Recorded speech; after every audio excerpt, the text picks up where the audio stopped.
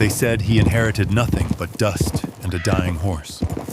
But that horse led him to a secret buried for half a century, where dead land hid life, faith, and loyalty.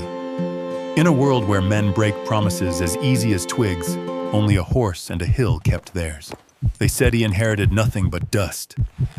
The words hung in Cole Mercer's mind like the dry wind that never stopped sweeping across the Montana plains. The harvest had failed again. The cattle had been sold off one by one, until only his old gray mare, Sable, remained. The rest of the world moved on. Railroads, silver towns, merchants shouting about the next boom. But out here, everything felt still, brittle, and tired. The road to Ash Hollow wound through a valley carved by time and neglect. Cole rode slow, his hat tilted low to block the glare. The land stretched before him in shades of rust and bone, sagebrush bent by wind, the skeletons of fence posts that hadn't held wire in years. Even the air smelled of dust and iron. Behind him, Sable's hooves thudded with a patient rhythm, the sound of an animal that had seen too much and kept going anyway. When the first outline of his inheritance came into view, Cole almost laughed. It wasn't much of a hill, more a rise of red earth strewn with rocks and sunburned weeds. No house worth the name, only the frame of an old shack crouched against the slope. A broken windmill leaned beside it, squeaking weakly as if remembering a song from better days. "Home," Cole said under his breath, the words scraping out like gravel. The mare flicked an ear but didn't stop walking. She had the look of something carved out of the same stubborn ground, scarred across the shoulder from a barbed wire cut, one ear notched from an old fight. Her eyes were dark and calm, and sometimes, when Cole talked, she seemed to listen. When he reached the crest, he dismounted, boots crunching through brittle grass. From up here, the world opened wide. Miles of rolling emptiness under a sky too big for any man to fill. He dropped his pack beside the shack and uncinched Sable's saddle. The mare snorted, shook off the weight, and wandered a few steps before stopping, head lifted toward the wind. "Don't tell me you smell water," he muttered. The land was bone dry, every inch of it cracked like old pottery. He crouched near the porch and kicked at the dust. Nothing but rock beneath. Worthless, just as the banker in Pinegate had said. Cole thought of the letter that had brought him here, a single sheet stamped with the county seal. His uncle, Warren Mercer, gone after 30 years of silence, leaving behind a deed to this forgotten patch of earth. The town clerk had called it an inheritance of dust. Cole had signed anyway. When you had nothing, even dust felt like something. By late afternoon, the wind rose sharper, whipping grit across the slope. Cole fed Sable from the last sack of oats, then built a small fire beside the shack. He chewed on hard bread and watched the horizon fade to bruised purple. From far below, the faint sound of a train echoed, civilization passing them by. He leaned back against the wall and let the silence settle. Every so often, Sable's tail swished, a soft rhythm in the dusk. The mare stood near the ridge, nostrils flaring toward the west, as though something beyond the horizon called her name. "You miss the old range?" he asked quietly. "You and me both." She didn't move. Then, slowly, she pawed the ground. Once, twice, a third time. Each strike rang hollow, not the dull thud of packed clay, but something deeper, like hitting an old drum. Cole frowned. "What's that?" He rose and walked toward her. The mare stepped aside, snorting. Beneath her hooves, the dirt was fine and pale, sifted smooth by wind. He crouched, scooped a handful, and let it run through his fingers. Beneath the thin crust, the ground was cooler, so faint he almost missed it. He dug with his hand. After a few inches, he felt the grit change to something denser. The hollow sound came again when he knocked it with a stone. Maybe old boards. maybe the lid of some storage pit. Sable stamped again, ears forward, eyes fixed on him. Cole rubbed her neck. Easy, girl. You're spooking me. The light faded faster than he expected. Night crept up the slope, turning the world into silhouettes. Cole covered the hole with a few loose stones and patted the mare's shoulder. "We'll look in daylight," he said, though he wasn't sure why he felt the need to whisper. Inside the shack, the air was stale with dust and mouse droppings. He spread his bedroll on the floor, listening to the wind whistle through the cracks. Somewhere outside, Sable moved, hooves shifting, snorting low, the steady sound of a creature keeping watch. Cole closed his eyes, but sleep didn't come easy. He saw his uncle's signature in his mind, the jagged scrawl at the bottom of that letter. "If you find what I couldn't, take care of it." The words made no sense then. They didn't make much more now. Just before dawn, the cold woke him. The fire had died to ash. He stepped outside and froze. Mist curled along the base of the hill, a faint silver fog that hadn't been there the night before. In the middle of it stood Sable, head low, breathing deep. Her muzzle glistened. When she raised it, drops of moisture fell from her chin, clear, like water. Cole blinked. There hadn't been rain in weeks. He walked closer, and the mare shifted aside again, revealing the same spot where she had pawed the ground. Only now the soil was darker, damp. He knelt, touched it. The coolness shocked his fingers. "Where did this come from?" he whispered. He dug a little deeper, enough to feel the faint slickness between grains of sand. The smell rose, wet stone and something clean, alive.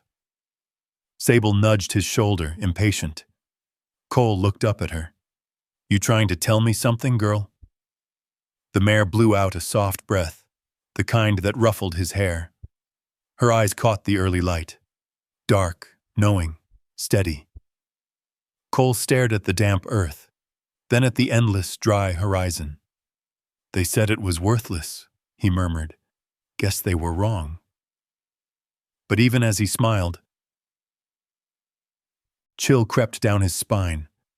He had a feeling this land held more than one secret, and whatever his uncle had meant in that letter, it wasn't finished yet.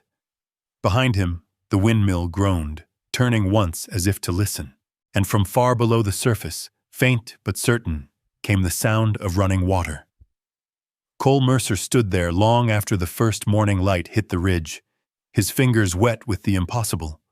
The ground beneath his boots breathed cool air, alive in a way no one in Pinegate would believe. He let the mud dry on his hand as proof, but hope didn't fill a belly or pay a debt. By the time the sun cleared the horizon, he had saddled Sable and ridden toward town. The mare's hooves kicked up red dust that hung behind them like smoke. Each mile closer to Pinegate felt heavier, the weight of the banker's ledger waiting for him, the way people looked at a man who'd run out of luck. The town was already stirring. A blacksmith's hammer rang somewhere behind the livery. Wind rattled a sign outside the general store. Flour, 5C, a pound. Cole tied Sable near the trough, poured her a bucket of water, and stepped onto the boardwalk. Inside the bank, the air smelled of oil lamps and old paper. Behind the counter sat Mr. Griggs, the clerk, thin as a broom handle and twice as stiff. He looked up, and the small smile that crossed his face had no warmth in it. "Mr. Mercer," he said, sliding a file from a stack. "I was beginning to think you'd ridden south." "Not yet," Cole said. His voice was low, even. "Came to ask for time." Griggs adjusted his spectacles. "Time doesn't change the numbers. The debt on the Pinegate herd stands at $87 in interest."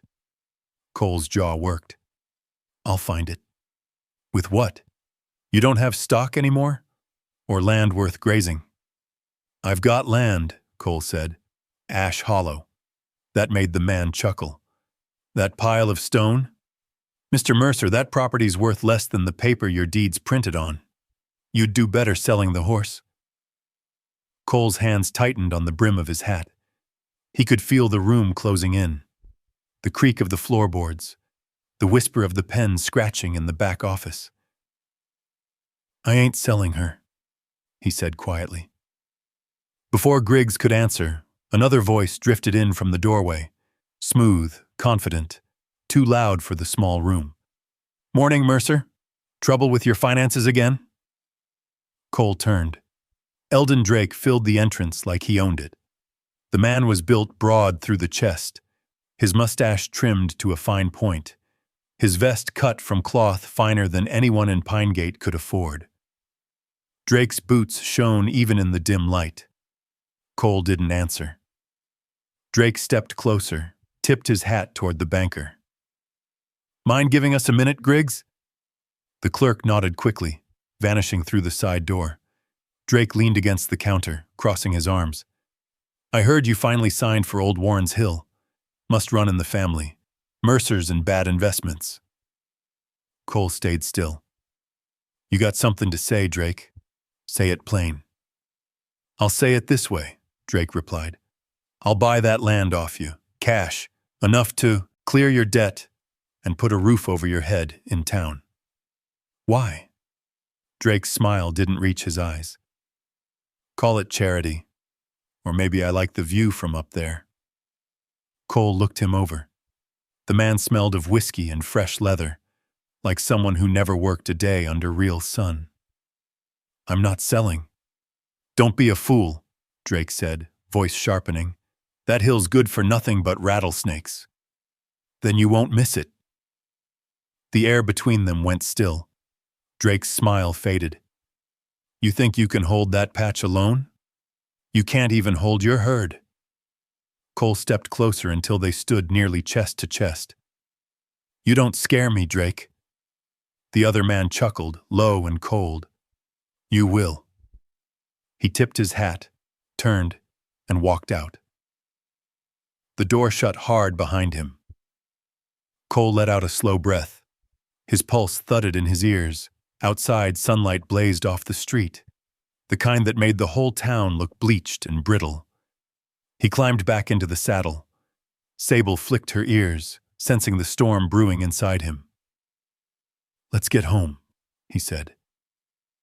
They rode out of Pinegate in silence, passing the dry creek bed and the empty corrals where the wind rattled old tin. Cole's mind churned. Drake didn't want the land for its view. There was something buried there, something his uncle had known, something the mayor had sensed. By dusk, he was back on the hill. The sky burned copper, then cooled to violet. He unsaddled Sable, let her roam free, and sat by the shallow pit where the ground still held that faint dampness. He dug a little more, turning over stones, searching for the sound he'd heard that morning. But the earth stayed mute, as if guarding its secret. He leaned back, staring at the stars. You think there's something down there, don't you? Sable lifted her head from grazing, tail flicking. Maybe I'm just chasing ghosts. He reached into his coat, pulled out the folded letter again. Under the lamplight, his uncle's faded scrawl caught the glow. If you find what I couldn't, take care of it. Cole rubbed the words with his thumb. What were you hiding, old man? A gust of wind rattled the shack's door. In the distance, lightning flickered, silent heat storms rolling over the plains. He could almost smell rain, though he knew none would come. Sable walked closer, bumping her nose against his shoulder. Her warmth steadied him. He pressed a hand to her neck, felt the pulse under her skin. Steady, sure. Guess it's you and me again, he said. The mare huffed softly, as if to agree. Then she lifted her head, ears pricked, eyes fixed downslope toward the dark. Cole followed her gaze. 2 lanterns bobbed in the distance, weaving through the low brush, moving slow, deliberate. He rose, squinting. No one had reason to come out here this late. The light flickered, disappeared behind a ridge, then showed again farther west, closer this time. Cole stepped quietly toward his rifle leaning by the door. The hair on his arms prickled. Sable stamped once, muscles tensing. The lights stopped. For a moment, nothing moved. Then one of them dropped low, and a faint metallic clink echoed up the hill, the sound of a pick striking rock. Cole's stomach tightened. Someone was digging. He chambered around and waited. The clinking stopped. The wind picked up, carrying a man's laughter, brief, mocking, too familiar. Drake. Cole lowered the rifle but didn't move. The lanterns dimmed, then vanished completely, swallowed by the night. When dawn came, he found fresh tracks at the base of the hill, hoof prints, boot marks, and the dark imprint of a pickaxe. Right beside them, the soil had been disturbed again. He crouched, running a hand over the dirt. It was damp, but this time not with water. Oil. He rubbed his fingers together, the slickness glinting in the sunlight. Sable stepped beside him, snorting uneasily. Cole looked up toward the ridge, his jaw setting hard. "So that's your game, Drake." He wiped his hand on his jeans, stood, and stared across the valley. The town of Pinegate shimmered faintly in the distance. Between here and there stretched miles of dust and heat, and a fight he couldn't afford but couldn't walk away from either. "Come on, girl," he said, swinging into the saddle.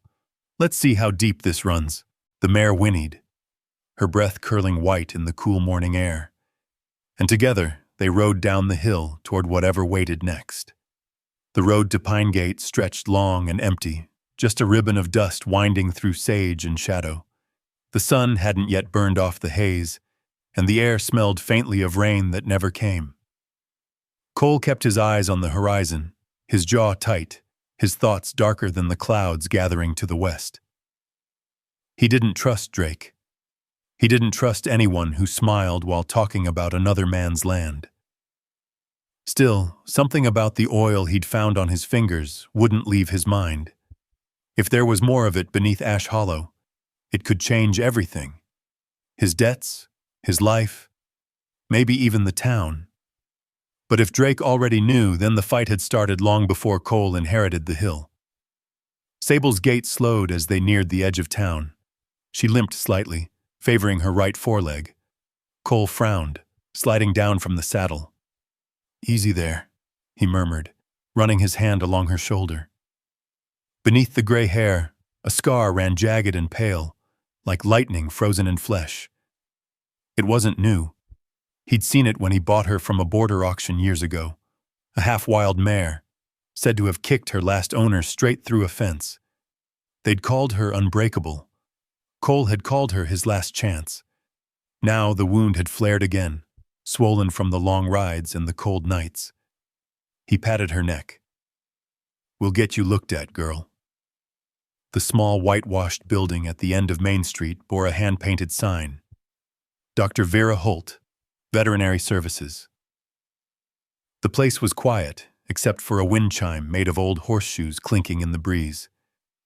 Cole hesitated at the door, feeling out of place. He'd never much trusted doctors, and he'd trusted kindness even less. The door swung open before he could knock. "You planning to stand there all morning or bring her inside?" The voice belonged to a woman in her 30s, sleeves rolled up, hair tied back with a strip of leather. Her eyes were sharp but not unkind. She looked at Sable first, then at Cole. "She's favoring that leg." Cole nodded. "Old injury. Thought it healed." "They never really do," Vera said, stepping forward. Her hands were sure as she ran them down the mare's leg, pressing gently. "She's got grit, though. Most horses would have quit you miles ago." "She's tougher than most folks I know." The corner of Vera's mouth lifted. "Maybe tougher than you." Cole managed a faint grin. "Wouldn't argue." Vera poured a little liniment into her palm, the sharp smell of herbs and alcohol filling the air. Sable flinched at the first touch, then stood still as Vera worked the ointment in slow, practiced circles. "You been working her hard?" "Just trying to stay ahead of bad luck," Cole said. Vera looked up at him. "That never works." "Maybe not," he admitted. "But it keeps a man busy," she said, straightened, wiping her hands on a rag. "She'll need rest. 2 days, maybe 3. Keep her warm at night. Don't ride her unless you have to." Cole nodded, though he knew rest wasn't something he could afford. "How much do I owe you?" Vera shook her head. "First visit's on me." He frowned. "That's not how business works." "It is when I say so." Something in her tone, steady, matter-of-fact, made it hard to argue. Cole reached into his coat anyway, pulled out a coin. "At least take this, for the liniment." She hesitated, then took it. "All right, but only because pride's a stubborn thing." He nodded once, then led Sable outside. The mare breathed easier, her eyes softer now that the pain had dulled. Cole leaned his forehead against hers, feeling the warmth through the chill. "You keep saving me more ways than one," he whispered. Vera stepped out onto the porch, arms folded. "You two been together long?" 5 years, Cole said. "Picked her up at a county auction in New Mexico. She tried to bite the man before me. I figured that meant she had spirit. Looks like she picked you as much as you picked her." He looked at Vera, a faint smile tugging at the edge of his mouth. "Maybe. She's the only one that hasn't left yet." Vera's eyes softened. "Well, take care of her, Mr. Mercer. Horses like that don't come twice in a lifetime." He tipped his hat. "I know." As he turned to go, Vera added, "If you're working that land up north, watch yourself. Folks been talking." "About what?" "About Drake. About the hill. Some say he's been hiring hands for a new drilling job, out near your ridge." Cole froze, hand tightening on the reins. "You sure?" "Sure enough." She met his eyes. "Whatever he's after, he won't stop easy."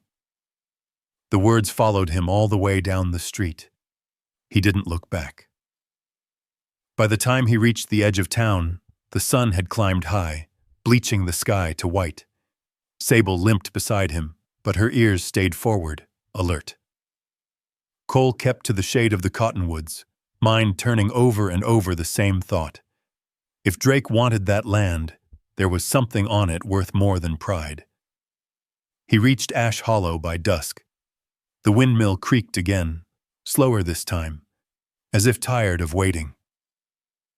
Cole unsaddled Sable and built a small fire beside the shack. The flames licked low, throwing long shadows across the dirt. He sat with his rifle across his knees, staring at the dark line of the ridge. "He's coming," he said quietly. "You can feel it too, can't you?" Sable flicked an ear, shifting her weight. Her breath clouded in the cold air. The sound of a coyote echoed somewhere in the distance. Then silence. Cole stood, walked to the edge of the slope where they'd found the damp ground. He crouched, digging a few handfuls of dirt. It was dry again. The moisture gone, the earth cold and still. He sighed. Maybe I imagined it being behind him. Sable moved, hooves crunching softly. The mare lowered her head, sniffing the same patch of ground. Then, without warning, she struck it with her hoof, once, twice. A sharp crack split the air. Cole jerked back as a thin wisp of vapor rose from the dirt. Not oil this time, not mud. It smelled faintly of minerals, clean, earthy. He brushed the dust aside. Beneath was a dark seam, thin spun as a vein in stone. He touched it. Damp again. A low wind rolled through the hollow, carrying with it the scent of water. Real water. He looked up at Sable, who stood quiet now, her eyes steady, reflecting the firelight. "Guess you're not done showing me things," he said softly. The mare snorted, tossing her head, her breath turning silver in the fading light. Cole stood there until the stars came out, the fire dying low, the night pressing close. Somewhere beyond the ridge, he could almost hear the murmur of distant hooves, or maybe the whisper of running water beneath the ground. Whatever it was, it made his heart beat harder. Not fear this time, but something else. Hope. The night wind sighed through the grass, carrying the faint smell of wet earth. Cole crouched beside the dark vein in the dirt, his hands still resting where Sable had struck the ground. The mare stood over him, ears forward, her body outlined in the glow of the dying fire. It felt like she'd woken something older than either of them, something buried deep and waiting. But when morning came, the dampness had vanished, leaving nothing but dust again. The hole looked no different than the 100 others that pockmarked Ash Hollow. Cole brushed his hands together and rose, the ache in his back reminding him how little sleep he'd gotten. He turned to the shack, that weathered skeleton on the hill. From the outside, it looked like it might collapse under its own memory. The boards were gray and warped, nails bleeding rust. The roof bent inward like an old man's spine. Yet something about it pulled him closer. He unlatched the door, which resisted before groaning open. Inside, the air was still, thick with the smell of old wood, dust, and the faint ghost of tobacco. The light filtering through the cracks came in thin gold stripes, illuminating cobwebs and the skeleton of a table long since eaten by termites. Cole stepped inside. Every board creaked like it hadn't been walked on in decades. He brushed his fingers along a shelf, dislodging a storm of dust, and uncovered a glass jar clouded with grime. Inside it was a faded scrap of paper. He turned it over. The writing was barely legible. "If you find the sound of water, follow it." He read the words twice, his pulse quickening. Sable snorted outside, the sound grounding him back to the present. "You see this, girl?" he called. "Looks like your instincts are better than mine." The mare pawed at the dirt near the porch, as if agreeing. Cole set the jar down carefully and turned toward a desk tucked into the corner. It leaned crookedly, one leg replaced with a stack of firewood. On top of it lay a handful of tools, an old compass, a rusted tin cup, a leather-bound book swollen from moisture. When he opened it, the pages flaked like ash. Only one remained intact enough to read. A crude, hand-drawn map of the ridge, marked with 3 small X's and a single word written beside them. Marks. Cole traced the lines with his thumb. The hill, the creek bed, the ridge. It all matched what surrounded him now. But the X's weren't near any water sources he knew. They ran in a line beneath the ridge, right where the ground had sounded hollow the night before. He closed the book slowly, the realization dawning like the sunrise beyond the cracked window.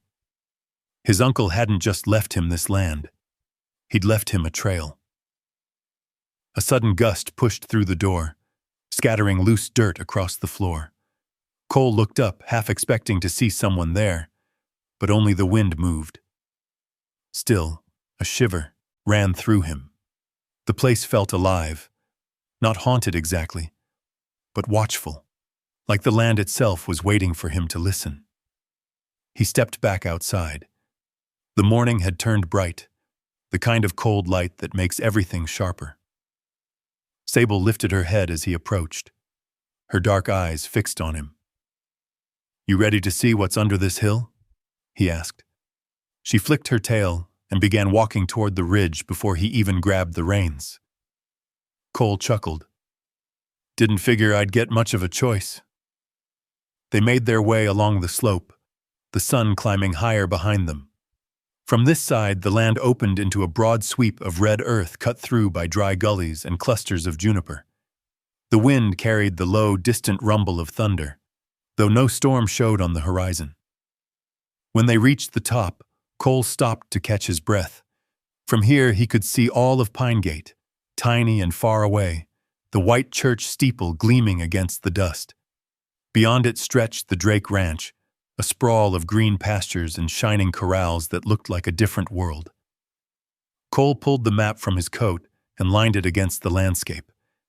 The first X sat just a few paces ahead, near a crooked post that jutted out of the ground like a grave marker. He crouched and brushed aside the dust. Beneath it lay a flat stone, its surface carved with 3 parallel grooves, deep enough to catch a fingertip. "The marks," he whispered. He felt the faintest vibration through the stone. It could have been the wind, or something moving deep below. Sable stamped the ground once, snorted, then backed away. Cole followed her gaze to the horizon, where a rider appeared, a dark figure cutting across the ridge. Drake. Even from a distance, Cole knew the swagger in that seat, the gleam of a polished hat under the sun. The man didn't ride alone either. 2 others flanked him, their rifles slung casually but not carelessly. Cole stood, the map crumpling slightly in his hand. He wasn't ready for this. Not yet. The land had only started whispering its truth, and already Drake was coming to claim it. He stuffed the map inside his coat and turned toward Sable. "Let's go." They descended the hill fast, the mare's hooves throwing up dirt. When they reached the shack, Cole led her inside and shut the door just enough to peer through a crack in the boards. The 3 riders approached slow, scanning the ridge like predators. Drake dismounted first, dusting off his gloves. His voice carried easily through the thin wind. "Looks like the poor Mercer boy's been playing minor." One of his men laughed. "Ain't much gold left in these hills." Drake smiled. "Maybe not gold." He knelt near the stone Cole had uncovered and pressed his palm against it. Then, almost as if on cue, the ground gave a low groan, like something shifting beneath. Cole's chest tightened. Drake stood. "You hear that, boys? This land's got a heartbeat." He turned, scanning the ridge, and for a moment his gaze locked on the shack. Cole held still, barely breathing. The mare stayed quiet beside him, though he could feel her muscles trembling. Finally, Drake swung back onto his horse. "Keep watch," he told his men. "We'll be back when the ground's ready to talk." The 3 rode off, their silhouettes fading into the shimmer of heat. Cole let out the breath he'd been holding. He turned to Sable and patted her neck. "We'll need to move fast, girl. He's not going to wait." She nickered softly, as if in agreement. He stepped back outside, the wind tugging at his coat. The stone on the ridge still hummed faintly under the sun, and in that low, steady sound, Cole thought he heard something more. A promise or maybe a warning. Whatever secrets Ash Hollow held, they weren't buried for long. He looked toward the horizon, where thunder rolled again, closer this time. "Guess the storm's coming sooner than I thought," he murmured. Then he turned back to the shack, the place where his uncle had lived, where clues waited beneath dust and time, and felt the weight of the fight ahead settle on his shoulders. He wasn't just a man guarding a worthless hill anymore. He was the last Mercer standing between the land and the men who'd bleed it dry. The words clung to Cole's mind as the morning stretched into another hard, pale day. The sun came up slow and pitiless, burning away the thin layer of dew that had gathered overnight. By the time he finished watering Sable, the wind was already hissing through the sagebrush, carrying with it the dry taste of grit. Cole stood by the edge of the ridge, the map open in his hands. 3 marks, 3 clues. He'd found the first one yesterday, the carved stone where the ground had trembled. That left 2 more, both somewhere deeper along the hill's spine. He traced the lines again, trying to imagine what his uncle had seen here. Maybe he'd been half mad from isolation, or maybe he'd known something no one else did. Sable nudged his shoulder. "Yeah, I know," Cole murmured. "Time to find out." He packed a small shovel, a length of rope, and his revolver. The mare watched as he strapped the gear to the saddle. She still limped slightly, but her eyes were bright. Cole rubbed the spot between her ears. We'll take it slow. You lead, I'll follow. They started down the slope, following the faint path that wound between rocks and stunted grass. Each step sent pebbles rolling down the incline, the sound sharp in the quiet. The second X on the map lay near a cluster of dead junipers, their branches twisted like reaching hands. When Cole reached the spot, he dismounted and crouched, brushing away the dust. At first, he saw nothing. Then his fingers struck something solid, a flat surface buried just beneath the dirt. He dug carefully until a corner of old timber emerged. It wasn't natural. The wood was squared, saw-cut, and weathered to the color of bone. Sable stepped closer, nostrils flaring. "What do you think, girl?" Cole said softly. "Cellar? Mine shaft." He scraped more dirt away and found a section of rusted iron, maybe the hinge of a hatch. His pulse quickened. He dug faster, the sweat stinging his eyes. Finally, he cleared enough to find a lid made of heavy planks, nailed across an opening no wider than a wagon door. Cole leaned closer, listening. Nothing. No sound but the wind and Sable's breathing. He pried at the edge with his knife. The wood splintered, then gave with a hollow groan. The smell that came up was strange. Damp, mineral, old. He held his breath and lifted the plank. Beneath it yawned a dark space, maybe 5 or 6 feet deep. He lowered his hand, feeling the cool air rising from below. When his fingers brushed the ground, they came away wet. Water. For a moment he just stared, unable to believe it. Then he laughed. The sound startled and raw. "You were right, girl. You found it again." Sable stamped a hoof, snorting. Her ears twitched back toward the ridge, uneasy. Cole followed her gaze. The horizon shimmered, but no movement broke the line of heat. Still, he felt that old prickling between his own shoulders, the sense of being watched. He pulled the rope from his saddle and tied it around the base of a juniper. "We'll have a look," he said, though his voice wavered. He slid down into the pit, boots landing on damp soil. The air was cooler here, heavy with the scent of clay and rock.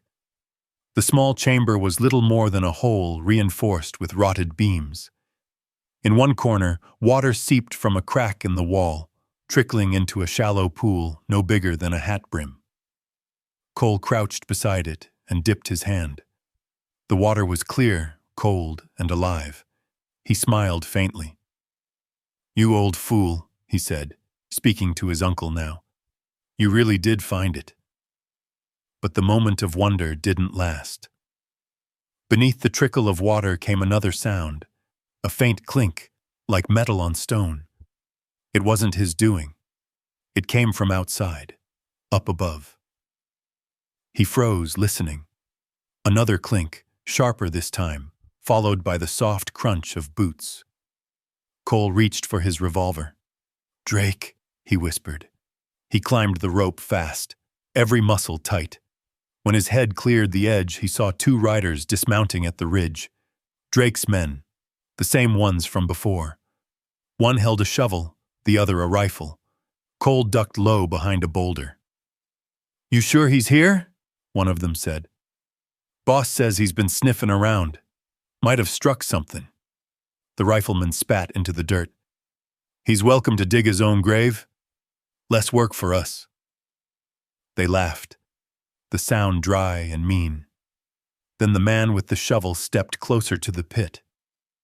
Cole could see his shadow stretching across the ground. Cole's mind raced. He couldn't shoot. Not yet. 2 against 1 wasn't good odds. He waited, silent. The shovel struck the dirt near the hole. "Looks fresh," the man muttered. "He's close." Sable whinnied sharply from behind the ridge. The sound cracked through the air like a warning shot. Both men turned toward it. "What the?" Cole seized the moment. He rose from cover, fired once. The bullet hit the ground near their boots, throwing up dust. "Drop the rifle," he barked. They spun, startled. The rifleman fired back, wild and high. The shot rang out across the hills, scattering a flock of crows. Sable reared, her cry echoing. Cole fired again, this time clipping the shovel clean out of the man's hands. "Next one won't miss." The rifleman hesitated, then cursed and grabbed his partner's arm. "Let's go!" They ran for their horses, kicking up dust as they mounted and bolted toward the south ridge. Cole watched until they disappeared into the haze. Then he lowered the gun, breathing hard. He turned back to Sable, who stood trembling, ears pinned but eyes bright.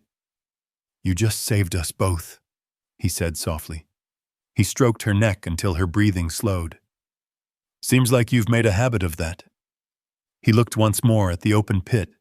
Water still seeped from the crack, glimmering in the light. Cole crouched beside it and filled his flask. "If this vein runs deep," he murmured, "then Drake's after more than oil." He glanced toward the distant horizon where the Drake Ranch shimmered like a mirage. The man had power, money, men. But Cole had something else. The land itself was choosing sides. Sable snorted, lowering her head to drink from the pool.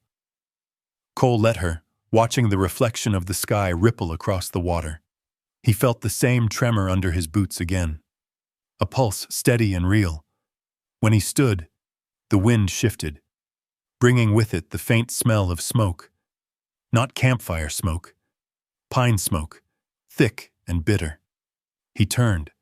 Far down the valley, a thin column rose into the sky. His stomach sank. "Drake's not done," he whispered.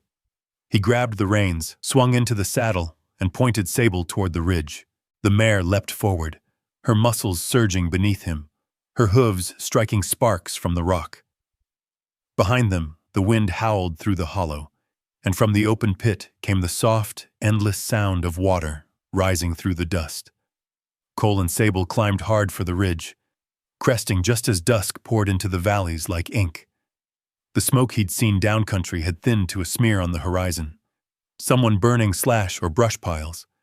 But the air up here carried a different edge, sharper, acrid, like pine pitch set alight too close to home.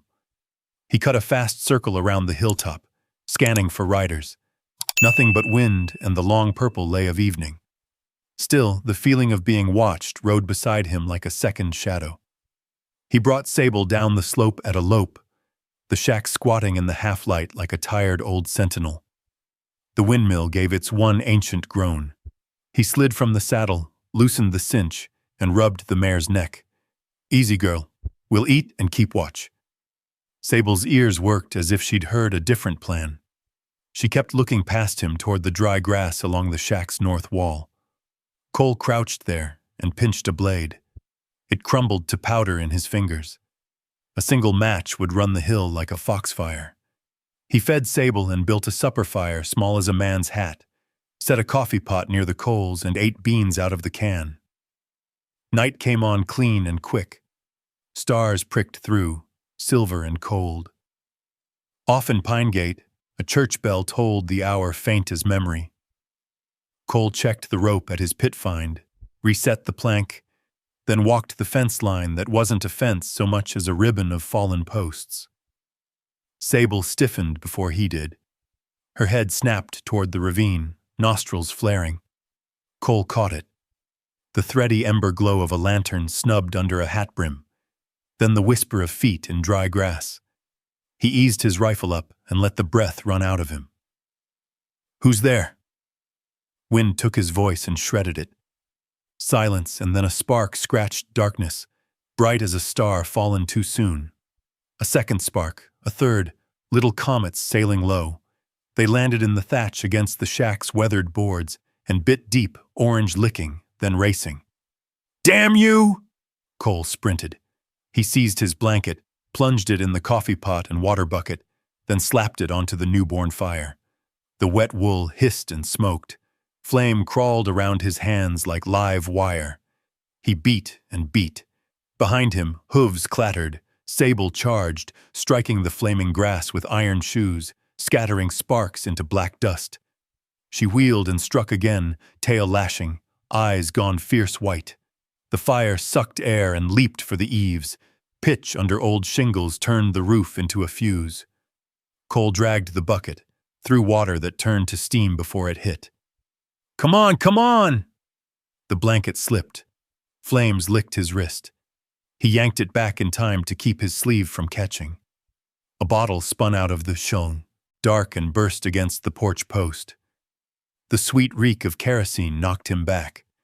Fire roared up the wood like it had been waiting 50 years for the chance. Cole hit it with the sopping blanket and heard laughter. 2 men running, not hurrying, sure as cats.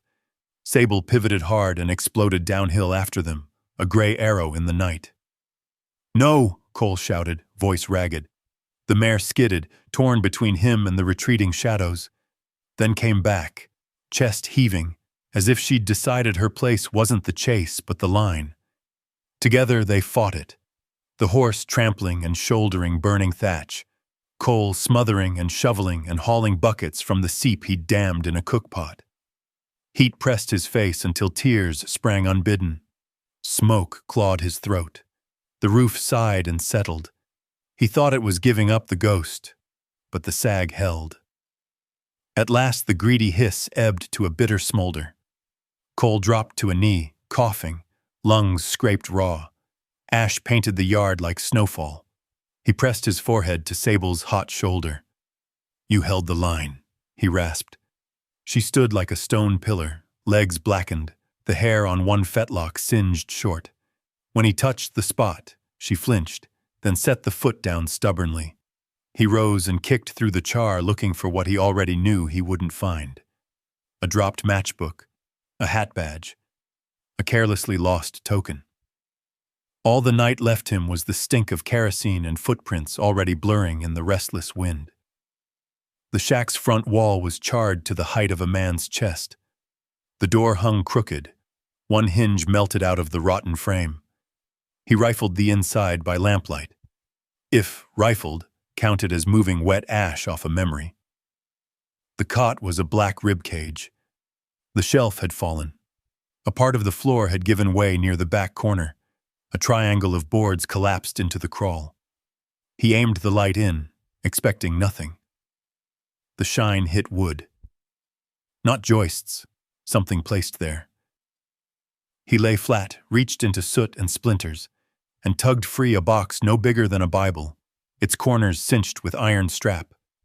The metal had softened in the heat, but held. "Show me," he whispered, not sure if he meant the box or the hill or the dead man whose name had been on the deed. The lid fought him. He pried with his knife until it gave a stubborn inch and then surrendered with a gasp of old air. Inside lay a clutch of small relics wrapped in oil-dark cloth, a brass compass scratched to fog, a fountain pen with a cracked nib, a coil of surveyor's cord, and beneath those, a leather notebook bound with a rawhide thong. He unwrapped it on the step, lamp guttering in the smoke's tail. The first pages were ruined, ink bled out by time. But halfway through, the words came back into focus, letters tight and careful like a man afraid his own hand would forget. 3 scars on the stone, not a miner's mark, the wind and water together. Where it hums, there's a seam. A drawing, followed, childish and exact. The ridgeline, the crooked post, a hatch marked by 3 parallel cuts. Cole's heart thumped in that slow, old rhythm he'd begun to recognize, the hill's pulse under his own. "You were listening," he told the shack, the dead uncle, the land. "You were listening, and so am I." A hoof thudded outside. Not Sable. This one came fast and mean. Cole snapped the lamp out. Darkness fell like a curtain. He moved to the door and slid into the slice of night beyond the jam. Footsteps scuffed the yard. A man's breathing, quick with the high pitch of nerves. A gun scraped leather. Cole stepped right as the figure lunged left, the pistol's flare tearing open the dark with a single white blade. The shot went wide, cracking a plank. Cole swung the rifle like a bat and caught the man across the forearm. The gun flew. The attacker stumbled, regained footing, and came again. Sable hit him first. She didn't rear. She drove shoulder down, the mass of her catching him square and sending him skidding on his back through ash. The breath left him in a grunt. He scrambled, hands clawing for the fallen pistol, but Sable planted both forefeet inches from his fingers and screamed, a raw, tearing sound that turned the night brittle. Cole kicked the gun farther, levered the rifle half up, and spoke low. "That's enough trouble for one night. Walk." His voice surprised him, flat as iron. The man scrambled to his feet and bolted for the ravine, stumbling once, then disappearing in the scrub. Cole waited for another shape to detach from the dark. Nothing. The wind returned, loud as surf. He slumped against the doorframe, the adrenaline leaving his legs hollow. Sable stood in the yard with her chest pumping, her eyes still bright with the hot edge of fight. He went to her, took her jaw in both hands, and set his forehead gently to the star on her brow. "You saved me," he said. "Again. I keep losing count." In the quiet that followed, the hill made its own small noises. Coals ticking, char settling, the wind stitching the grass back into itself. Then, from somewhere beneath the ground, that familiar murmur rose, the faint, patient whisper of water working its way through stone. Toward dawn, the fire's stink thinned to a ghost. Cole set the notebook under his coat and walked the perimeter one more time. At the north wall, where the flame had burned hottest, a patch of char flaked loose to show an older layer of carving, letters shallow and crooked, cut by a hand not skilled in script, but steady in purpose. 1891. Under it, a tiny mark, 3 short, parallel cuts. "The 3 scars," he breathed. He pressed his palm there. The board was warm still, but under it the grain felt almost damp, swollen by some slow breath from the hill's lungs. Sable rested her muzzle on his shoulder. All that fight melted down to a quiet that seemed older than both of them. He took the mare's head in one arm and the notebook in the other and looked east. A lid of light lifted. The sky went the pale, tender color of a bruise healing. "They burned what they could," he said softly. "They didn't touch what matters." The first sun struck the ridge. Somewhere below, a meadowlark tossed up a hopeful thread of song into the smoked air. Cole stood straighter, the weight of the night settling into a different kind of heaviness, one you choose to carry. He cinched the mare's girth, slid the notebook into his coat like a vow, and turned toward the scarred stone that would be next on the map. "Come on, girl," he said. "Let's find where this hill keeps its heart." The morning was thin and cold, the kind that left a shimmer of frost on the sage and made every breath look like smoke. Sable's hooves crunched softly through the brittle grass as Cole led her toward the ridge. Behind them, the shack still smoldered, sending up a faint trail of gray that twisted into the sky like a warning. He'd spent the night awake, sitting against what was left of the porch, the old notebook clutched in his hands. The words scrawled by his uncle refused to leave his head. 3 scars on the stone. Where it hums, there's a seam. He didn't know if the old man had been chasing water, oil, or ghosts, but after what he'd heard rising through the ground, Cole was ready to believe in all 3. By mid-morning, the light had grown gold and clean. They followed the trail that cut through the center of the ridge, winding past boulders split by frost and sun. Cole could feel the land breathing, subtle tremors underfoot, as if the earth itself had a pulse. He dismounted where the map's second mark lined up with a crooked juniper that clung to the slope. The tree's roots wound through the rock like veins, and its shadow fell across a patch of flat ground, pale with dust. Cole knelt, brushing aside the top layer with his hand. The dirt came away easy, almost eager. Beneath it lay a smooth slab of sandstone. On its surface, etched deep and sure, were 3 parallel grooves. The breath left his chest in a low whistle. "The marks," he said. Sable pawed once at the ground, then stepped back, tail swishing. The mare seemed to know when to move and when to wait. Cole laid the notebook open beside him and compared the drawing. Every line matched. He ran his fingers over the carvings, feeling how the wind had polished them smooth. Between the grooves, faint traces of blackened residue filled the cracks. Ash, maybe, or something older. When he pressed his ear to the stone, he thought he could hear it again, the low hum that had haunted him since the night of the fire. The hill was alive. He rose and scanned the ridge. "So this is what you were looking for, Uncle," he murmured. "A song under the dirt." A breeze pushed through the junipers, whispering across the rocks. For a heartbeat, it almost sounded like an answer. He unpacked the small shovel and pick he'd taken from the shack. Sable wandered a few yards off, nibbling at sparse tufts of grass. The rhythmic thunk of metal on stone echoed through the still air. Cole worked until sweat ran into his eyes despite the chill. After nearly an hour, his shovel hit something hollow, a dull, empty thud that set his teeth on edge. He crouched, cleared away the soil, and uncovered a narrow crack running crosswise through the slab. A faint glimmer showed within, not metal, not water, but something like light catching on wet stone. He leaned closer, touching the edge. It was damp. "Again," he whispered, striking the pick once more.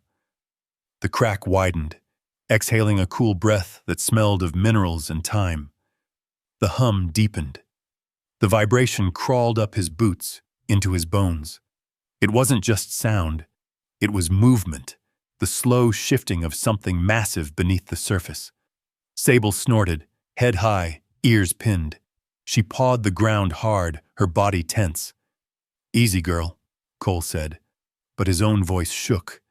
The ground answered with a dull crack, followed by a shudder that rippled across the slope. Pebbles rolled. A chunk of sandstone gave way, revealing a narrow gap big enough for a man to crawl through. From inside came the faint, steady dripping of water. Cole crouched beside it. The air rising from the fissure was cool and damp. He struck a match, shielding it from the wind, and held it over the gap. The flame tilted inward, drawn by the pull of hidden air. He exhaled slowly. "There you are." He took the rope from his saddle, tied one end around a rock, and looped the other around his waist. "Stay close," he told Sable. "If I yell, pull." The mare pawed the ground again, uneasy but obedient. Cole lowered himself into the gap. The light faded quick, swallowed by darkness that smelled of earth and iron. His boots scraped against stone until he touched bottom, only 8 or 10 feet down, enough to stand. The cavern wasn't big, but its walls shimmered faintly, slick with moisture. He ran his hand along them, fingers trailing across grooves left by tools. Whoever had dug this had known what they were looking for. At the far end, a thin stream trickled through a fracture in the rock, pooling in a hollow before vanishing deeper underground. He crouched beside it, dipping his fingers into the flow. The water was warm. He stared, astonished. "A hot spring," he breathed. "God Almighty!" It wasn't oil, it wasn't gold, it was life. The hill wasn't barren at all. It had been bleeding water all along, hidden under layers of dust and stone. He laughed softly, a sound that echoed strange in the small chamber. "You were right again, Uncle. And you too, girl." A faint rumble answered from above, thunder rolling across the valley. The wind outside had shifted. Then, through the rope tied at his waist, he felt a tug. Once. Twice. Urgent. "Sable?" He looked up toward the pale circle of daylight at the top of the hole. The rope quivered again, then jerked hard enough to bite his ribs.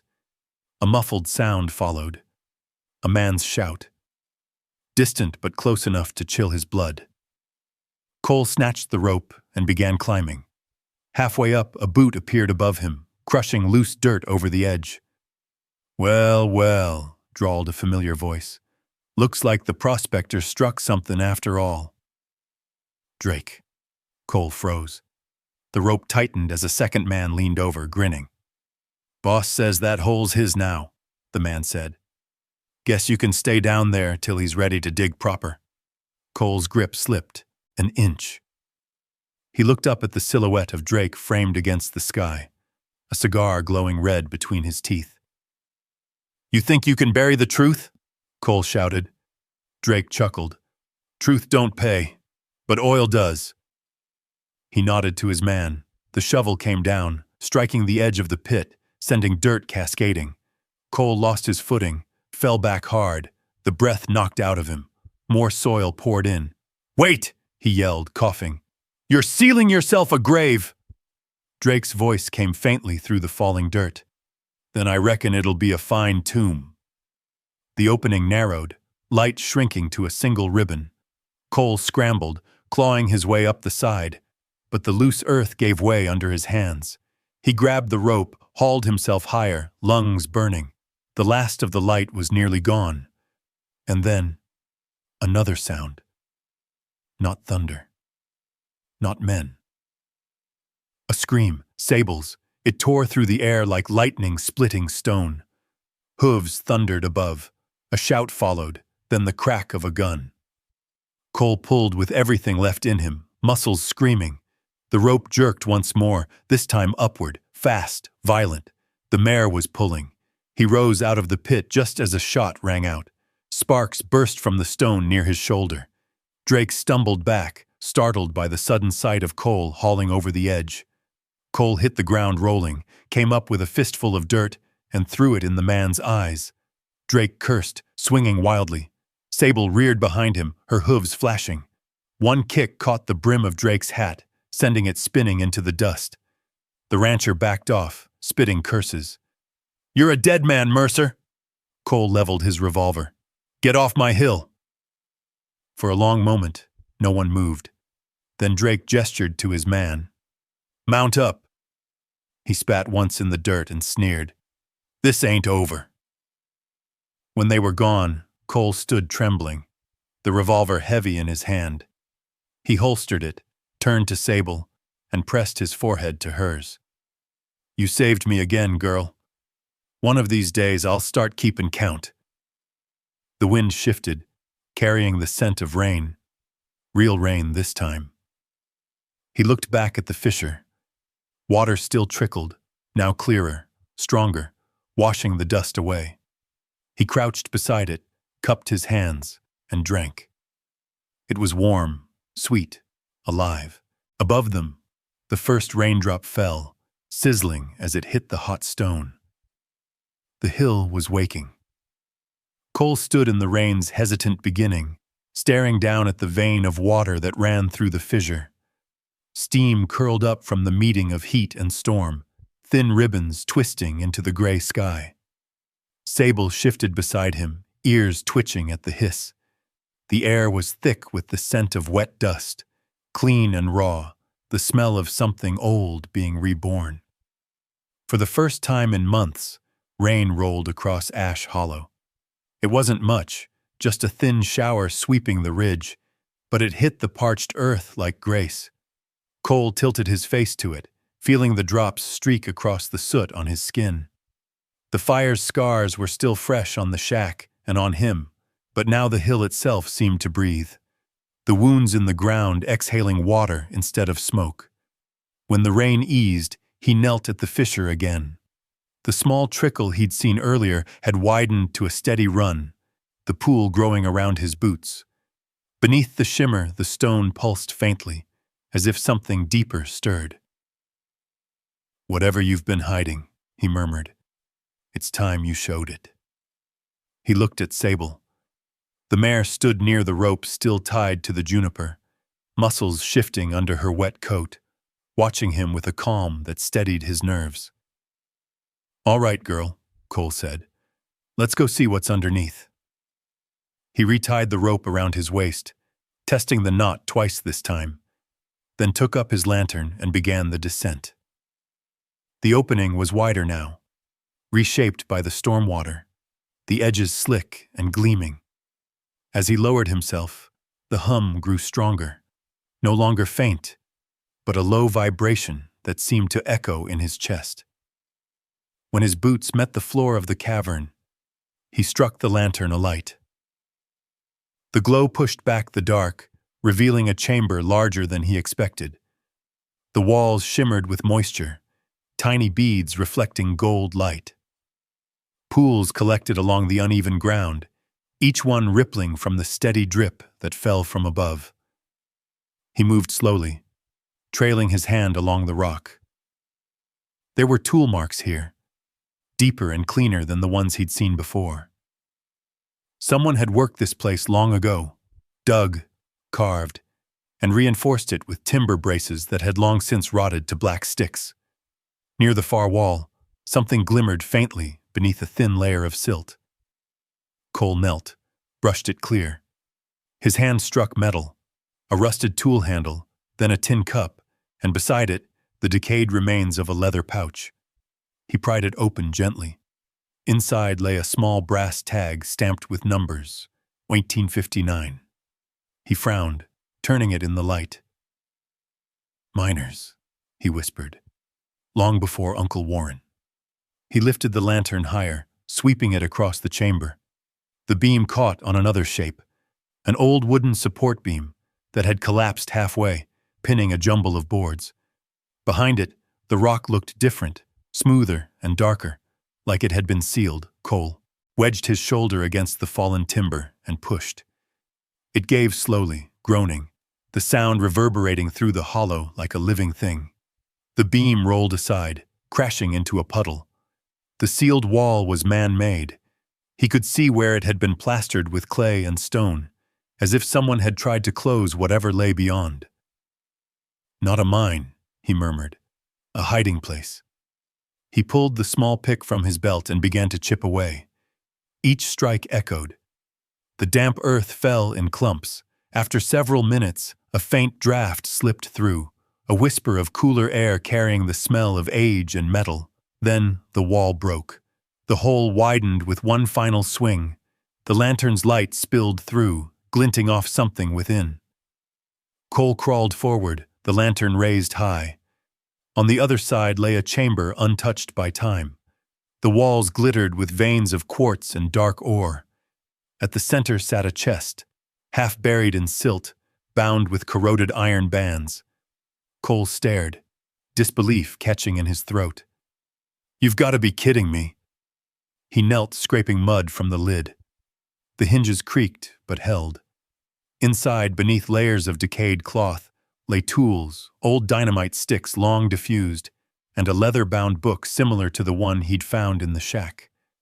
Beneath it, wrapped in canvas, were small metal bars, tarnished but unmistakable. Gold. Not much. Maybe a few pounds, but enough to change everything. He lifted one, the weight solid and cold in his palm. "So that's what you were chasing, Uncle," he said softly. "And you buried it so no one else could." He closed the chest again and sat back, heart pounding. The air felt heavier now, the hum louder. It came from deeper still, from under his boots. He crouched, pressing his ear to the ground. The sound wasn't the steady trickle of water anymore. It was rhythmic, pulsing, almost like the echo of machinery, or perhaps the earth itself shifting. A faint tremor rolled through the chamber. Pebbles danced. Dust rained from the ceiling. Cole grabbed the chest instinctively, then hesitated. If the ground gave way, he'd never get both himself and the gold out. He shoved the chest against the wall, covering it with loose debris. "Later," he said. "You've waited this long." The rope above him quivered.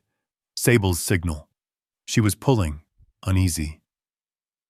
Cole grabbed the line and started up fast, boots slipping against the wet stone. The tremor deepened. By the time his head cleared the rim, The sky had darkened again, the horizon bruised purple with another storm. Sable backed away from the edge, nostrils flaring. Cole hauled himself out and collapsed beside her, chest heaving. The ground below groaned once more, then stilled. He lay there, soaked and shaking, listening to the thunder roll over the plains. When he finally pushed himself up, the fissure below had already begun to fill with water, warm, clear, and rising. Whatever had been sealed beneath was breathing again. Cole wiped the mud from his face, staring into the deepening pool. He felt no greed now, only awe.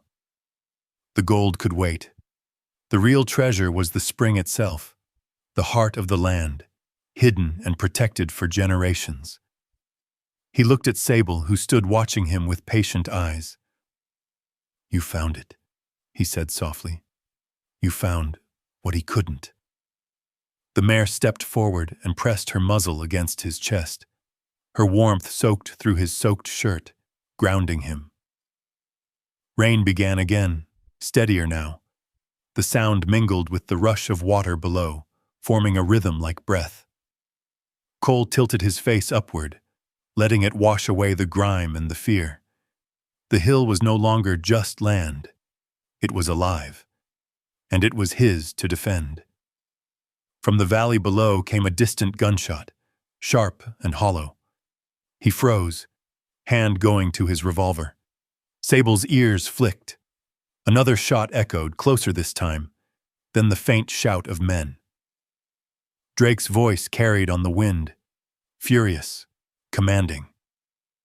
Cole gritted his teeth. "He knows," he whispered. "He knows what's down there." He swung into the saddle, water streaming off his hat brim, and looked back once at the steaming fissure. "Hold on, Old Hill," he said. "We're not done yet." Then he spurred Sable toward the sound of trouble, rain hammering around them, the lightning crawling across the sky like a warning from the earth itself. The storm turned the valley into a sheet of motion, wind tearing at sage, thunder rolling from ridge to ridge, and rain falling so hard it stung his face. Cole leaned low over the saddle, his coat plastered to his back, water running off the brim of his hat in streams. Each flash of lightning showed him the way, the narrow trail snaking toward the flat beyond Pine Gate, where the gunshots had come from. Sable ran sure and steady, her breath loud but even, her hooves drumming the mud like the heartbeat of the land itself. Cole had ridden her through droughts and dust storms, but he'd never felt her this alive. She wasn't just carrying him, she was chasing something of her own. By the time they reached the base of the ridge, the storm had begun to drift east, leaving the world behind soaked and shining. Cole slowed her to a trot, scanning the dark for movement. The air smelled of wet soil and gunpowder. Ahead, through the rain haze, he saw the faint orange glow of a campfire, too small for travelers, too deliberate. He dismounted, tying Sable to a half-buried post. "Stay," he whispered, patting her neck. She flicked an ear but kept still. Cole crept closer, boots sinking into mud. He counted 2, maybe 3 men around the fire, their hats pulled low, rifles resting across their knees. He recognized one of them, a broad-shouldered brute who had helped Drake fence off the southern pastures last spring. Drake's voice cut through the storm's quiet aftermath. "I told you, the spring's real. Mercer found it, and it's ours now. You keep digging at that ridge till you hit stone again." One of the men spat into the fire. "What about the water? It's boiling out of the ground, Silas. Ain't natural." Drake's silhouette stiffened. "You let me worry about what's natural. Just get that pump up the hill. I want the flow redirected before daylight. The town'll never know what hit 'em." Cole's jaw tightened. So that was it. Drake wasn't just after oil. He meant to drain the spring, divert the water into his own ranch, and leave Ash Hollow to die again. Cole slid his rifle free, wiped the rain from the sight. He could end it now, 3 quick shots and the land would breathe in peace. But then he saw the barrels lined up beside Drake's wagon. Blasting powder, the kind used to carve mines out of mountains. If Drake couldn't control the spring, he'd bury it. Lightning flared across the plains, throwing every detail into sharp relief. The soaked ground, the glint of metal, the slick faces of men who didn't understand what they were about to destroy. Cole's breath steadied. The time for patience was gone. He stepped out from behind the rock, rifle leveled. "Drop your guns!" The crack of thunder swallowed his voice, but the gesture spoke loud enough. The men spun toward him, hands twitching near holsters. Drake smiled through the rain. "Well, if it ain't the Hill's new preacher." Cole didn't flinch. "You're done here, Silas. Walk away." Drake laughed, spreading his arms. "You really think this place belongs to you? You think one patch of wet dirt makes you king of the world?" "It's not about owning it," Cole said. "It's about respecting it. You forgot how." Drake's smile faded. "You sound just like your uncle before he lost his mind." "He didn't lose it," Cole said quietly. "He found something you'll never understand." Drake's hand twitched. The moment stretched, heavy and brittle. Then the rancher moved for his gun. Cole fired first. The bullet struck the dirt inches from Drake's boots, exploding mud into the firelight. "Next one won't miss," he warned. The 2 hired men hesitated, glancing between them. The taller one shifted uneasily. "Silas, maybe we—" "Shut it!" Drake snarled. He grabbed one of the powder barrels and kicked it toward the fire. "You want this place? Let's see if your goddamn miracle survives fire." Cole's stomach dropped. He lunged forward as the barrel rolled downhill, hissing as rain hit the fuse. He dove, scooping the barrel into his arms, and hurled it toward the ravine just as it went off. The explosion tore the ground open in a spray of mud and rock, the shockwave throwing him cityways. Sable screamed from where she was tied, rearing in panic. Cole staggered to his feet, ears ringing, smoke stinging his eyes. The campfire was gone, replaced by a crater that glowed with embers. Drake was scrambling toward his horse, shouting for his men. Cole raised his rifle, but before he could fire, another shot cracked through the rain, sharp and fast. Drake's hat flew from his head, spinning away into the mud. A familiar voice shouted from the ridge. "That's enough, boys!" It was Vera. She stood beside the sheriff, Amos Hanley, his revolver steady in the half-light. Behind them, 2 deputies rode in, rifles drawn. "Drake!" The sheriff's voice rolled like the thunder itself. "You're trespassing on private land, carrying explosives, and shooting at a man who's done you no harm. I suggest you holster that iron before you make my job simple." Drake froze, jaw clenching. His men backed away. Cole lowered his gun, breath catching.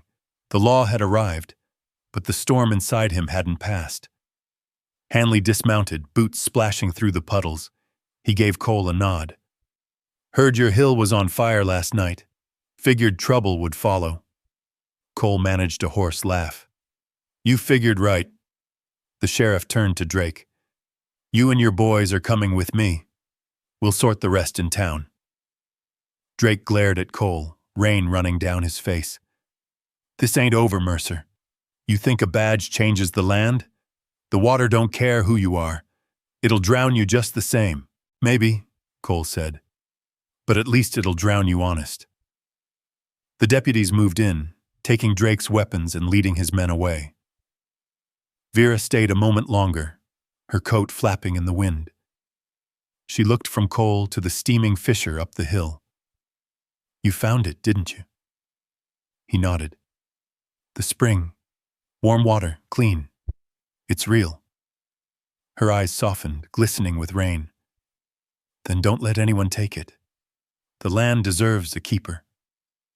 Cole looked at Sable, who stood trembling but unbroken, her sides heaving. "I've got one," he said quietly.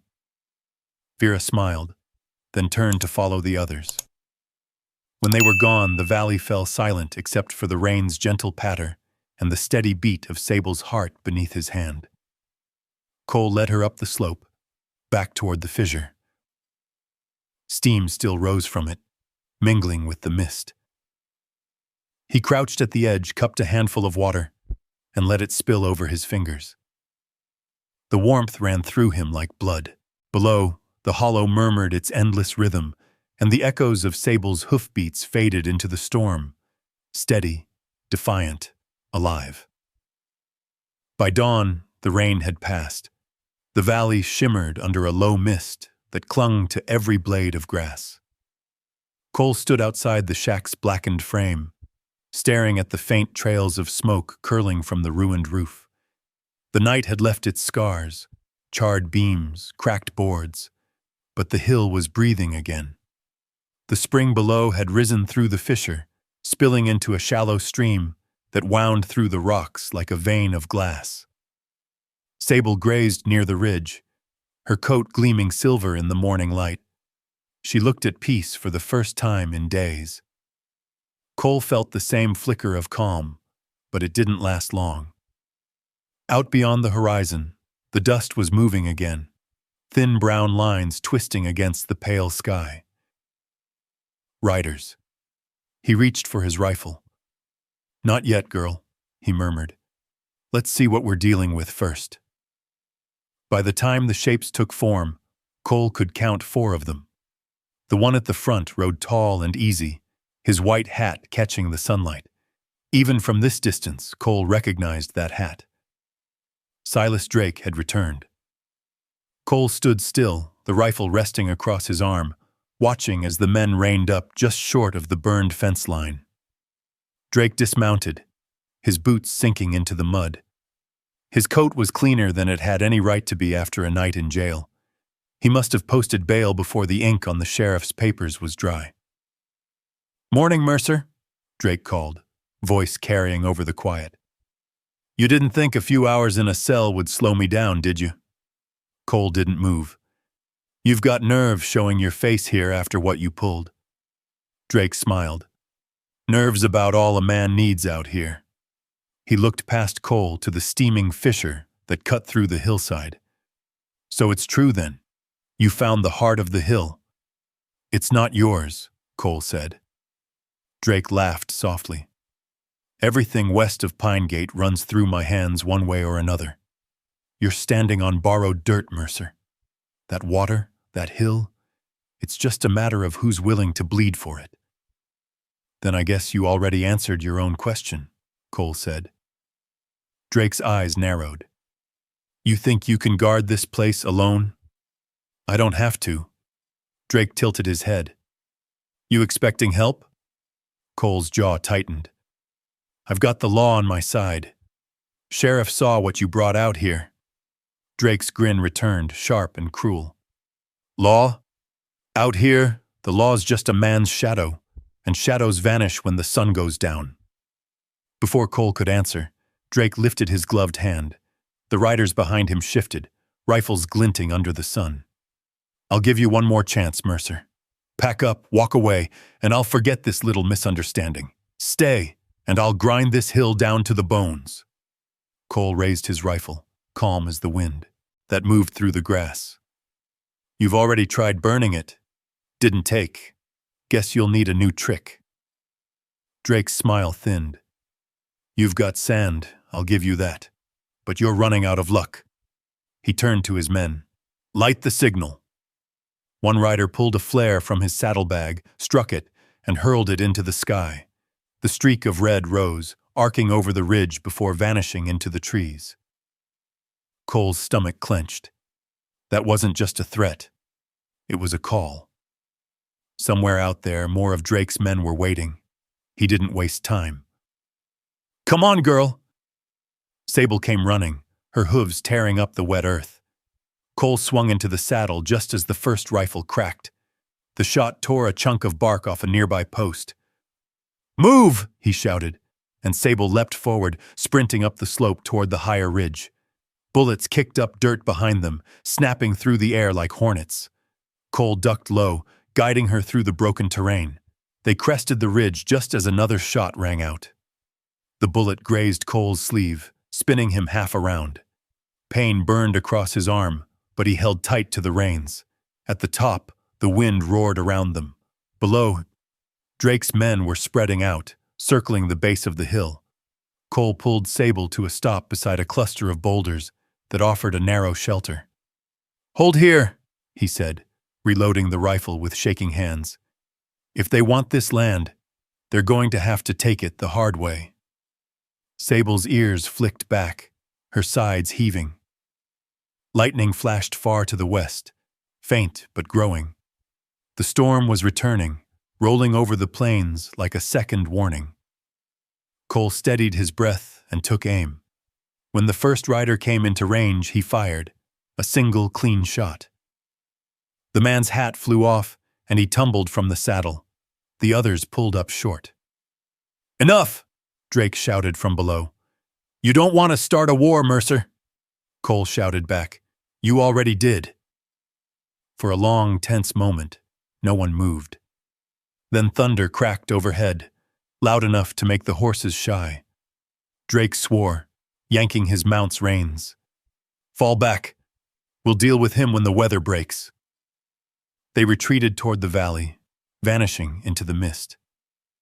Cole stayed where he was until the last echo of their hooves faded. Only then did he lower his rifle and exhale. Sable stepped close, pressing her head against his shoulder. Cole stroked her neck, feeling the tremor in her muscles. "We did it, girl," he whispered, "for now." The rain began again, soft at first, then steady. He looked toward the fissure, where the water now flowed freely, turning the barren slope into a stream that shimmered under the stormlight. But the victory felt hollow. Drake wouldn't stop, not after coming this far. And Cole knew the next time they met, words wouldn't be enough. He glanced down at his bloodied sleeve, then at the valley beyond. The fight had shifted. The hill wasn't just his inheritance anymore. It was the line he'd drawn between right and ruin. He wiped the rain from his face, whispering to the wind, "This land's ours to keep, girl, one way or another." The storm swallowed his words, carrying them over the hollow, where thunder rolled, and the heart of the hill beat on. Cole stayed crouched beneath the ledge long after the thunder faded. The air smelled of iron and wet stone, a scent that always seemed to follow Ash Hollow now, half earth, half promise. Sable shifted restlessly beside him, her head lowered against the wind. He rested a hand on her flank. "Easy, girl. It's over for tonight." But deep down, he knew it wasn't. By morning, the sky had cleared again, leaving behind a washed-out stillness that made the world look too clean, too quiet. The storm had cut ruts through the dirt, carving tiny rivulets that ran down toward the fissure. Water shimmered there like molten silver. It wasn't just a trickle anymore. It was a stream, wide enough to reflect the clouds. Cole knelt beside it, dipping his hand into the current. The warmth was steady, alive. He could feel the pulse of the hill through his palm, as if it had a heartbeat of its own. "This is the proof," he whispered. "The land's alive again." But proof didn't mean safety. He needed someone else to see it, someone who could make it official before Drake made his next move. And there was only one person in Pinegate who might help him. He saddled Sable and turned her toward the valley. "We're going to see the sheriff, girl. Let's hope he listens." The ride down the ridge was slow but sure. Sunlight glinted off the wet earth, and birds had returned, calling from the sparse trees. For a moment, it felt almost like peace, but each hoofbeat carried an echo of warning. By the time Cole reached town, the main street was already stirring. Miners hauled supplies, wagons rattled past the saloon, and the air buzzed with gossip. A few townsfolk paused to stare at him, the man who'd inherited the worthless hill that suddenly wasn't so worthless anymore. He swung down in front of the sheriff's office and tied Sable to the post. Sheriff Hanley looked up from behind his desk as Cole stepped inside. The older man's weathered face gave nothing away. "Heard Drake paid you another visit." "He brought half his ranch with him," Cole said. "He's not going to stop. But I've got something that proves Ash Hollow's more than he thinks." The sheriff leaned back. "You'd better show me." Cole laid the old notebook on the desk, alongside the brass tag he'd found in the cavern. Then he unrolled the sketch he'd copied from his uncle's notes, a hand-drawn map showing the fissure, the 3 marks, and the underground spring. Hanley studied it in silence. "You're saying this is the same spring that runs under Pine Gate?" Cole nodded. "It's part of the same system. Warm water, clean. It's been there the whole time, sealed off. My uncle found it but couldn't prove it. Now it's running again. Drake wants to divert it to his own land." The sheriff's brow furrowed. "That'd dry out Half-Tall, the valley." "Exactly. He's already tried burning me out. Next time it'll be worse." Hanley rubbed his jaw, thinking. "You got anyone else who's seen it?" "Vera Holt," Cole said. "She saw the fissure after the fire. She knows I'm not lying." The sheriff nodded slowly. "All right. I'll come see it myself. But if you're wrong, Mercer, I'm not." They rode out that afternoon. The sun hung low behind them, casting long shadows over the valley. Vera met them halfway up the ridge, leading her mule loaded with canvas and medical gear. She raised a hand. "I figured you'd come for him," she said to the sheriff. "He's telling the truth." Hanley looked at her. "You've seen it?" "I have," she said simply. "It's real." They reached the top just as the light turned amber. The fissure steamed gently in the cool air, the water bubbling softly as it flowed through the new channel. The sheriff dismounted and crouched beside it. He reached down, touched the surface, and lifted his hand. "Warm," he said, almost to himself. Cole nodded. "It's natural. It runs deep. There's enough here to water every herd in Pine Gate." Hanley straightened, his eyes scanning the slope. "Drake's been sitting on this land for years and never knew." "That's why he wants it now," Cole said. "He can't stand that something out here isn't his." For a moment, the sheriff said nothing. Then he pulled a small notepad from his coat and scribbled something down. "I'll register this spring under your name with the county. You've got legal claim to it as part of your inheritance. That means anyone tampering with it's committing theft." Cole exhaled, the tension easing from his shoulders. "That's all I needed." But Vera wasn't looking at them. She was staring toward the west. "You might need more than paper," she said quietly. They turned. Down below, beyond the first rise, a dust cloud had begun to gather again. Riders, a wagon, and the unmistakable glint of rifles catching the sun. "Drake." Hanley cursed under his breath. "He didn't waste time." Cole's pulse quickened. "You've got the law now, Sheriff. Make it count." The sheriff stepped forward, his hand resting on the butt of his gun. "Stay behind me." The sound of hooves grew louder. The wagon clattered into view first, pulled by a pair of mules. Behind it came Drake, his white hat bright as bone against the darkening sky. His men fanned out behind him, rifles ready. "Well," Drake called, his voice smooth as oil. "Seems we've all decided to visit the same hill." "Turn around, Silas," the sheriff said. "You're trespassing on protected land." Drake's smile widened. "Protected? By what? His word?" "By mine," Hanley said, his tone like thunder. "You step 1 foot closer and you'll find out how serious that word is." Drake's eyes flicked to Cole, full of venom. "You think this changes anything? Paper don't stop progress. I built this valley. I'll bury it if I have to."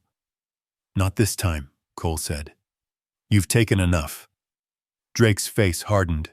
"So be it." He nodded to his men. The world seemed to hold its breath. Then everything happened at once. Riders spurred forward. The sheriff drew his gun, and thunder rolled across the ridge again. Cole dove behind a boulder as the first shots cracked through the air. Vera shouted something, pulling her mule aside. Sable reared, the sound of her cry lost in the chaos. Cole fired back once, then twice, forcing the riders to scatter. Drake shouted orders, his voice cutting through the gunfire. "Aim for the fissure! Blow it open!" Cole's heart stopped. He saw one of the men lift a stick of dynamite, the fuse already lit. "Sable!" he roared. The mare lunged forward as if she understood. She barreled down the slope, striking the man square with her shoulder before he could throw. The dynamite fell into the mud, sputtering. Cole ran, grabbed it, and hurled it toward the ravine just as it exploded. The blast lit the ridge like daylight, knocking him flat. Dirt rained down. When the smoke cleared, the fissure was still intact, but Drake was gone, retreating into the haze. Cole coughed, pulling himself upright. The sheriff was already shouting orders to his deputies. Vera ran to Sable, who stood trembling, a shallow cut along her flank. "She'll live," Vera said, pressing a hand to the mare's neck. "You both will." Cole looked out across the valley, where the stormlight faded into dusk. The hill was quiet again, the spring bubbling on, untouched. For the first time, the law had seen it. The truth wasn't just in his hands anymore. It was written in water, in earth, in witness. He knelt beside the fissure, letting the warmth seep through his fingers. "You did it, old man," he whispered. "You finally proved it." Sable snorted softly, lowering her head beside his. The mare's reflection shimmered in the flowing water, her eyes calm and steady. The proof was here. The land had spoken, and Cole Mercer was ready to listen. Days passed like a held breath over Ash Hollow. The sheriff's report had gone through, and word spread faster than wildfire. The poor rancher's barren hill wasn't barren anymore. A spring had been found, real, clean, and hot enough to melt the frost that haunted this valley for years. Men came to see it with their own eyes, townsfolk, ranchers, even old miners drawn by the whisper of gold. Some came with questions, others with offers. Cole turned most away. He didn't need partners. The hill wasn't a mine to be gutted. It was a promise, and promises were meant to be kept, not sold. He spent those first mornings repairing the fence line, setting new posts where the fire had chewed through the wood. Sable followed him everywhere, her wound scabbing over, her strength returning. She'd taken a beating for him, same as the land. And like the land, she'd healed faster than he thought possible. When he paused for breath, Cole would look down the slope at the stream that now ran steady from the fissure. He'd built a channel with his shovel and bare hands, guiding it through the pasture where the soil was turning soft again. The first shoots of green had already pushed through the red dirt. Wild grass, fragile and shining. He smiled at that. "Guess you were right, old girl," he told Sable. "This hill's got more heart than all of us." In the evenings, Vera would ride up from town with coffee and supplies. Sometimes she stayed to help. Sometimes she just sat on the porch beside him while the sun dipped low behind the ridges. She didn't talk much, and he liked that. There wasn't much left to say, only the sound of the spring trickling nearby and the crickets tuning up for the night. But peace in Pine Gate never lasted long. The morning it ended, Cole heard the sound of hooves long before he saw the riders. Sable's ears went back, her muscles coiled tight. Cole shaded his eyes and saw the line of dust rising from the valley floor. Sheriff Hanley led them, half a dozen deputies, and behind them, 2 wagons.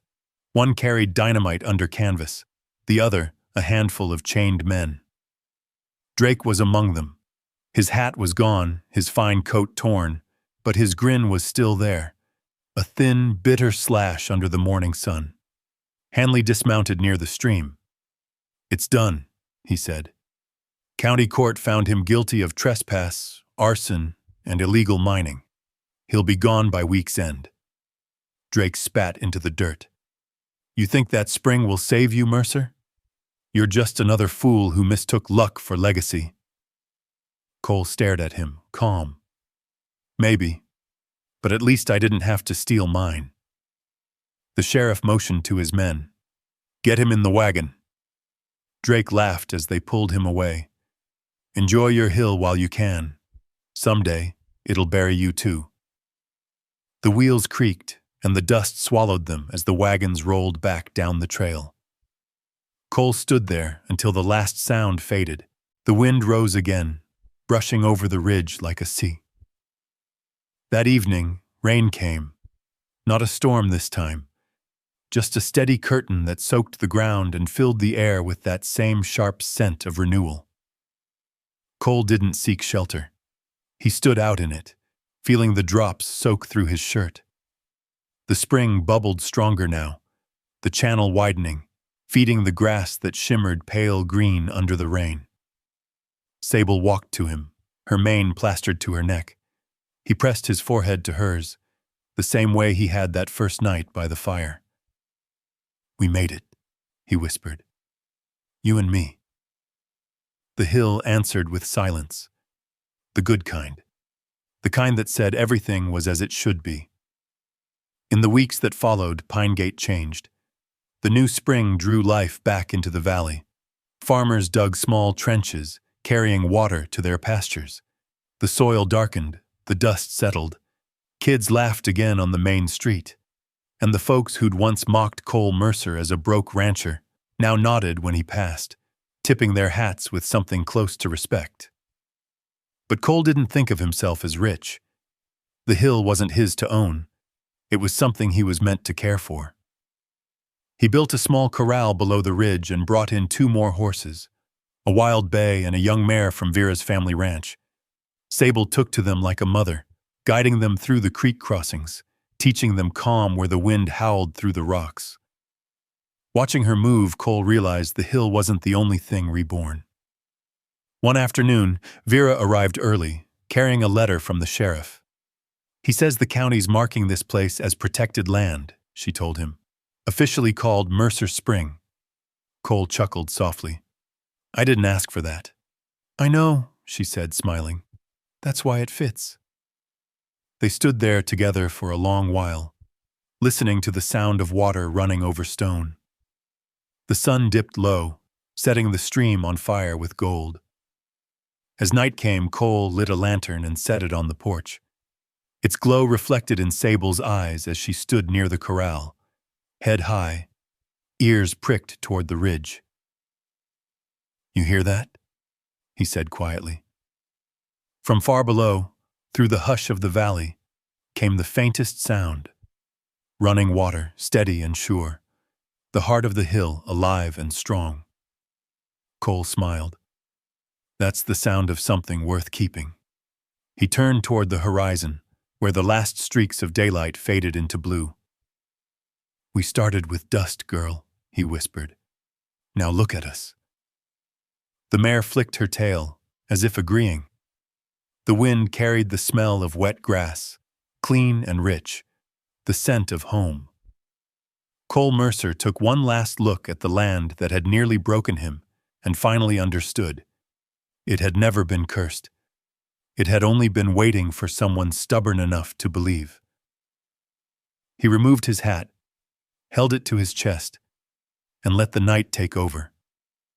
The stars bright, the air quiet, the hill humming softly beneath his boots. And somewhere in that hush, faint but certain, came the sound of running water. The hill was alive. The hill was his. And for the first time, Cole Mercer felt at peace. The rain had stopped. The land was breathing again. And somewhere under that wide Montana sky, a man and his horse had proven that even the most broken ground can bloom when you don't give up on it. If that story hit you somewhere deep, let me know down in the comments. Just drop a 0 if you felt the quiet of that ending, or a 1 if you believe every hill, every heart, deserves a second chance. And if you want more stories like this, of cowboys, redemption, and the wild land that still remembers kindness, hit subscribe and stay close. Because out here, every story has a heartbeat, and the next one's already on the wind.